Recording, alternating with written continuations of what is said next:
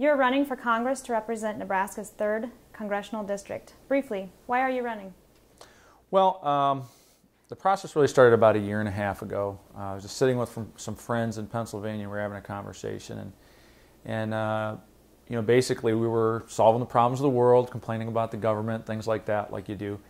And it just kind of came out of my mouth. I said to these other fellows I was with, you know, we ought to run for Congress because we're as smart as those people, or smarter, and we're definitely more honest.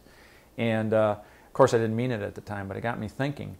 And I started to investigate it a little bit. I started looking at the government's own data, economic data, census data, projections for the next 10, 20, 30 years for where our country's headed financially. And I've got a pretty good background in economics. I knew things didn't look good. We had a lot of challenges. It had a lot of structural challenges built into our system. And I was actually shocked at how bad things really did look. So I'm gravely concerned about the future of our country. I think, like a lot of people, I think I have a little better understanding than the average person on that because I have studied it and I've got a good background for that. And I have no confidence in career politicians. We need people who will do the right thing because it's the right thing and for no other reason. But I think, I believe, like I think most people do, that career politicians first worry about their own reelection. Second, they worry about what's good for the party. What's good for the country ranks, quite a ways below those other priorities, and that's what's gotten us where we are. If we had real strong leaders, people of good character in Congress all this time, we wouldn't have gotten this far down the road and this deep in the hole. We wouldn't have such a tough situation ahead of us for the next couple of decades. So once I got that information, I became so concerned that I felt like, we're probably entering an era in our history where we're going to experience things that we've never experienced in our life, bigger challenges that any of us have seen in our lives. It won't be like the Great Depression, but it'll be on that magnitude and maybe even greater. With the financial, we have huge bills we can't pay, promises we've made that we can't even come close to meeting.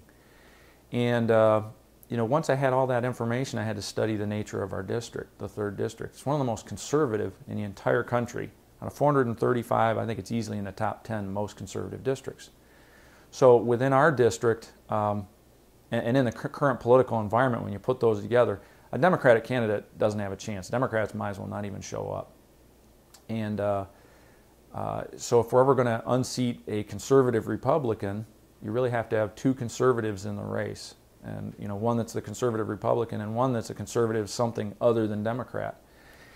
I looked at the primary process, maybe running in the primary, and I determined that that wasn't realistic just because our primary is so early. You'd have to have huge name recognition, lots of money, things like that. So that's kind of gets into why I'm running the way I'm running. But I'm just very worried about our country, and we've got to do something about career politicians because they've let us down over and over and over again, and I think they'll continue to do that. Tell us a little bit about yourself and your background. Okay.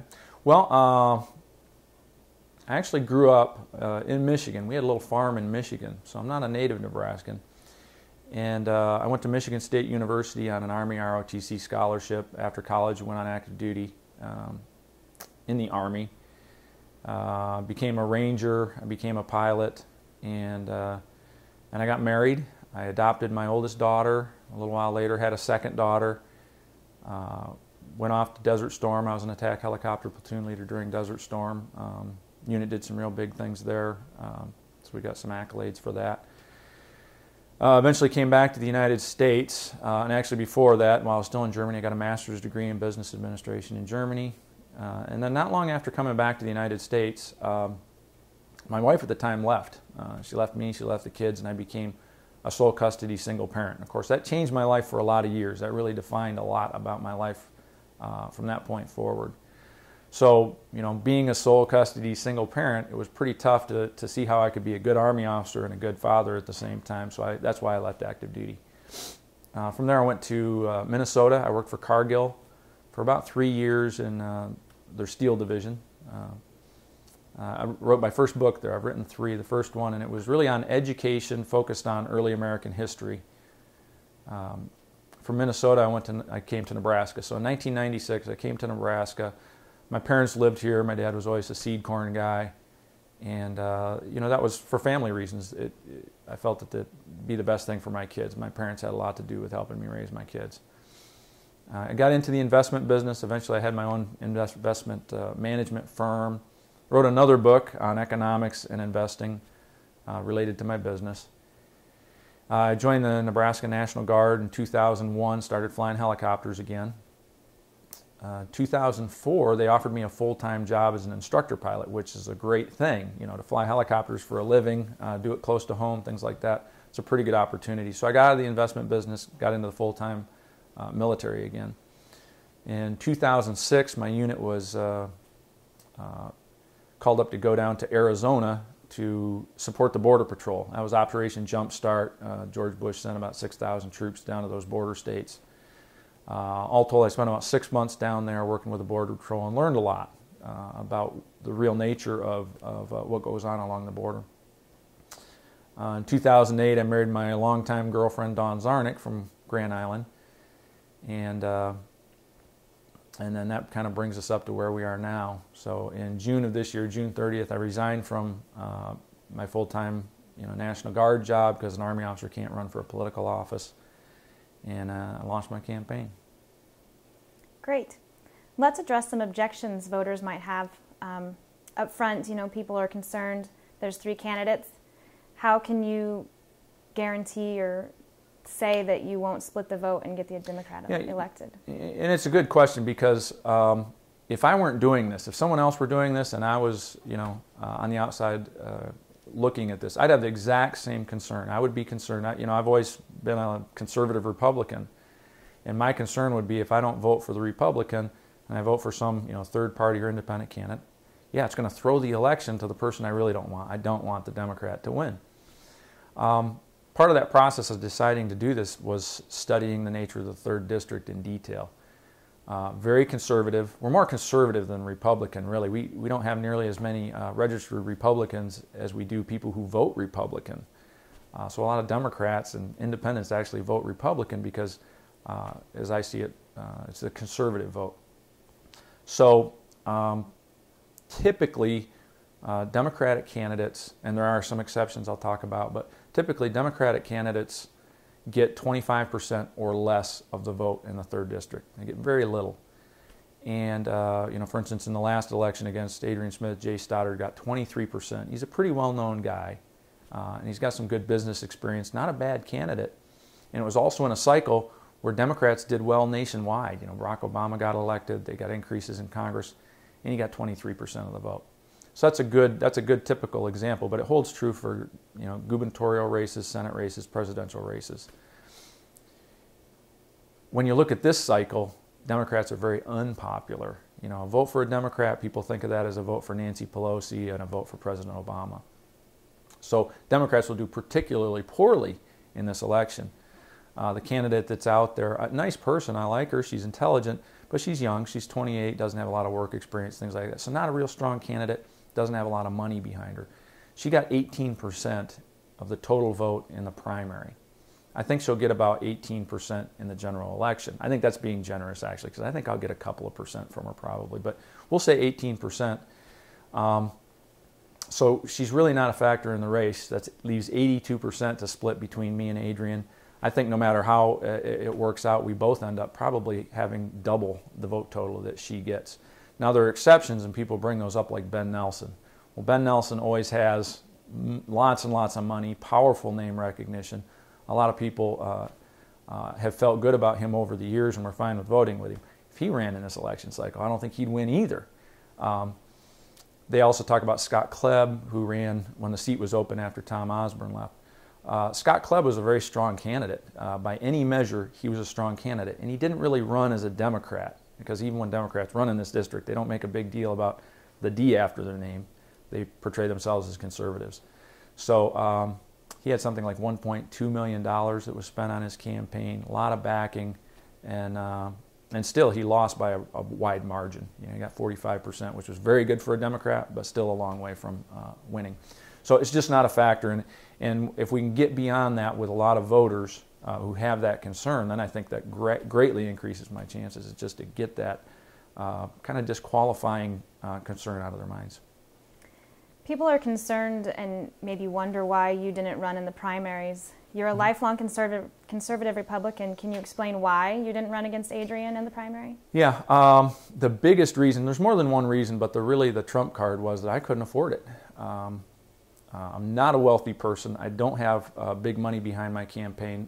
The vast majority of my campaign funding is my own life savings. So I believe our primary was on May 2nd. It was early May.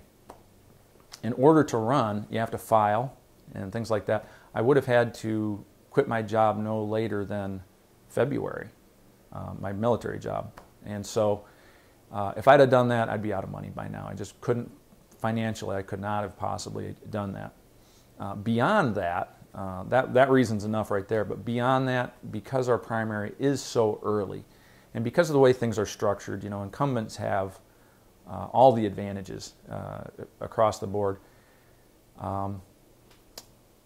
You'd have to have very powerful name recognition, something like Tom Osborne, lots of money in order to even put up any kind of a significant campaign in those primaries. So I ask a lot of people when they ask me that question, well, you know the guy who ran against Adrian in the primary this time, right? And they'll go, no, somebody ran against Adrian this time? And so it kind of makes my point that it's really a difficult thing to do. It would be nice if our primaries were much later in the election cycle, so that it was a time when people actually are paying attention and they're thinking about the general election. There are a lot of things that people are concerned with, obviously, in the election. What are your biggest issues and your priorities that you want to get taken care of? The biggest issues are all financial. There are different aspects to that, but there's a debt commission, for example. President Obama put together this debt commission, and we see commissions every several years in government, and they're usually put together by the Congress or by the president when you've got really sticky issues that the politicians themselves don't want to address directly. They put the commission together, they give recommendations, and then people can point at these unpopular recommendations and say, well, it's the commission. It's not me, it's the commission who's at fault here. The debt commission is not going to come up with any kind of information that people don't already have. They aren't going to have information I haven't already looked at. But here's a little bit. They've been speaking publicly all along. Their findings and recommendations won't be published until, I believe, December 1st, so it's after the election. And I get politically, they're not going to put that out just before an election, but it really would have been nice to have the information before the election so it'd be part of the decision-making process. Back in July, I think there's an Associated Press article, I think it's titled something like Debt Commission Paints Gloomy Picture. They spoke to all the governors at the National Governors Conference.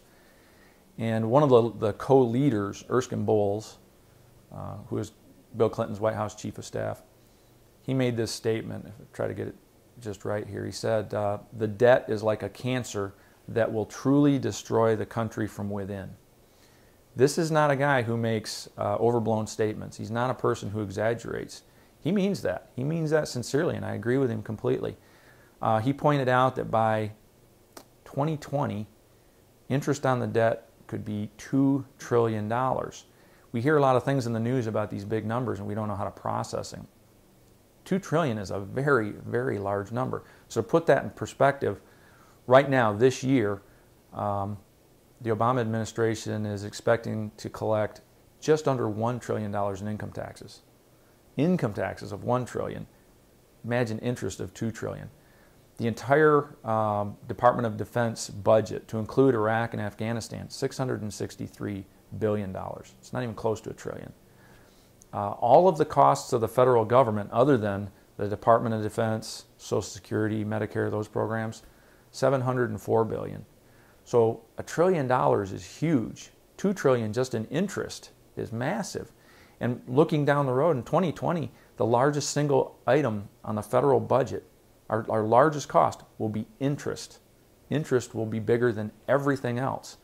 So no matter how you look, when you dig into the federal budget and you try to figure what can we cut to get ourselves to a balanced budget, it looks impossible. I don't really see how we can have a balanced budget in the next 10 years. I don't think we can get to a balanced budget in the next 20 years, even with drastic cuts.